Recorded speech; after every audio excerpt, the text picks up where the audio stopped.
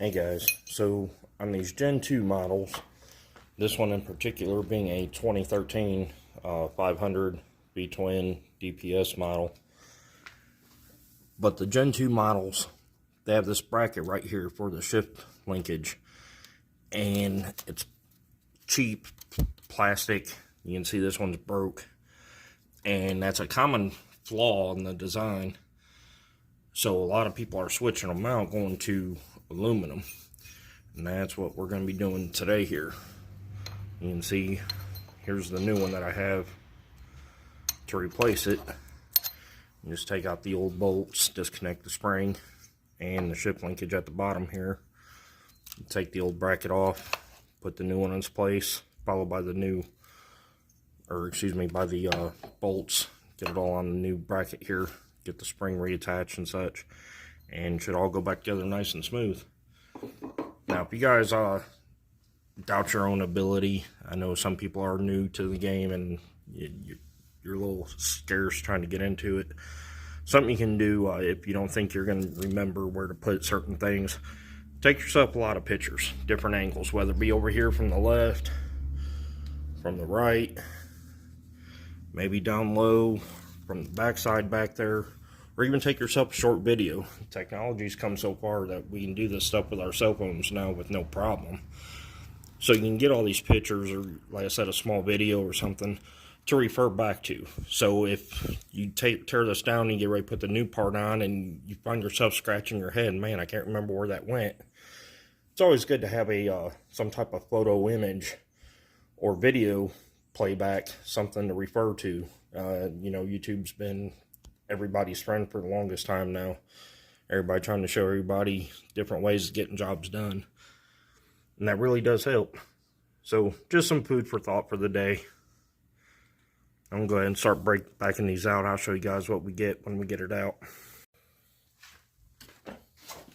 Alright guys, so these bolts here, those are 10mm. There's no nut on the back, so you can just go ahead and stick a socket and a ratchet on there and back them out.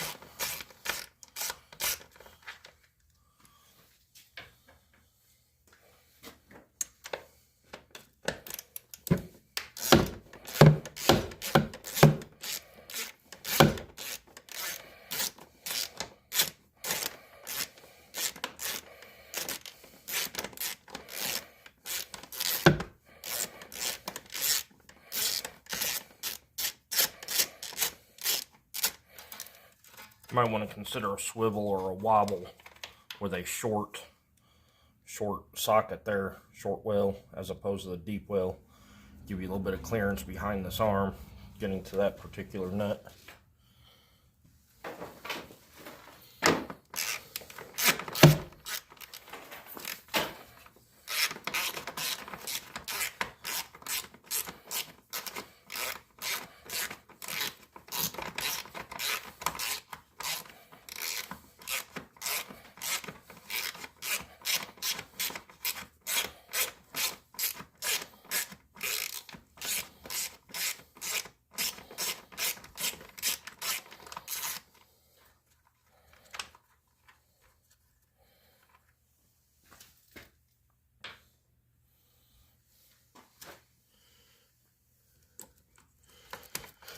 Now all that's loose, I'm going to go ahead and take my wire cutters, cut these zip ties that had hold these pieces together here.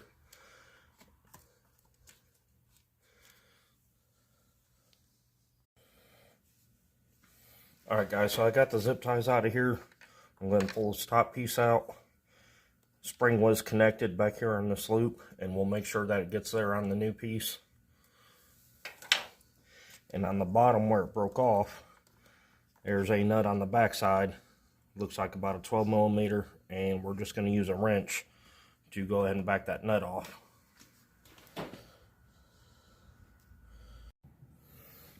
Alright guys, so I was wrong. It's actually a 13mm nut on the back side. Now keep in mind that this is a lot like a tie rod, meaning that this whole inside here will swivel. So you're going to want to put a second wrench on that side to hold it steady, with the other wrench on the back side to break it loose.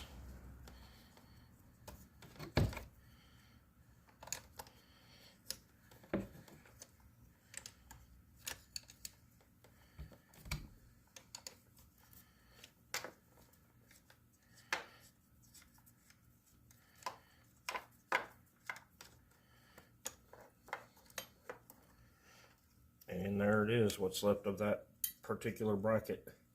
Now take note that there was washers on both sides of this here, so when I attach this to the new bracket, I will make sure that I put one washer on each side of the new bracket.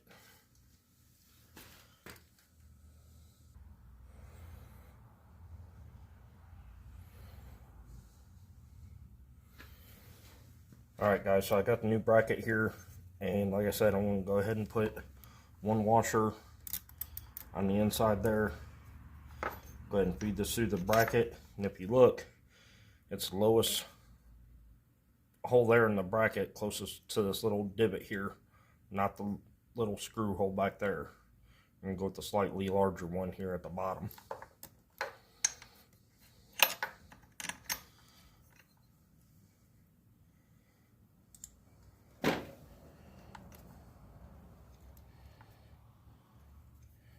Got the second washer on the back, got the nut on the back. Take that finger tight. And now at this time, I'm using two 13mm wrenches. I'm going to snug that up.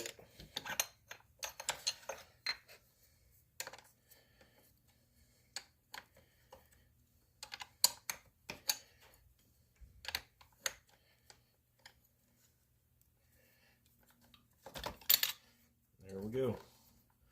Now she's on there. Now we can go ahead and line the bracket up and start putting our screws in, and then I'll attach the spring at the very end there.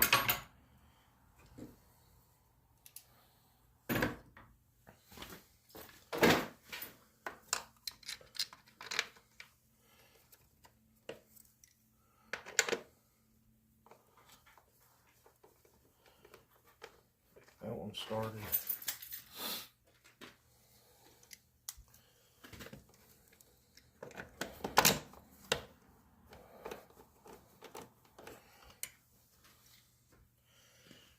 And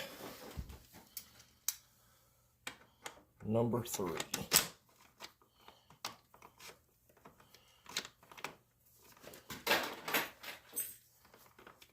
There she goes.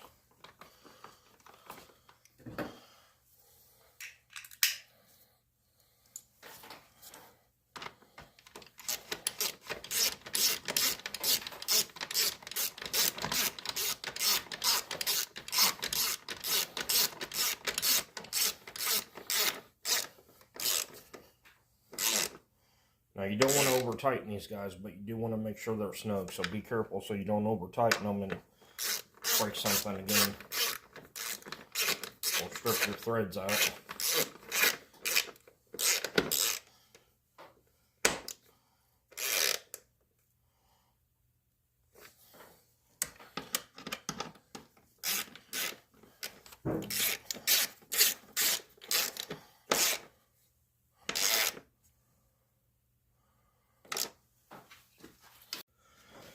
Now I'm going to use a pair of needle nose pliers.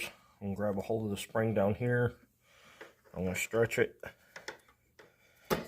and set it right in the hole there to hold that in place. And now everything seems to be in order. You can see everything seems to be moving and functioning as it needs to.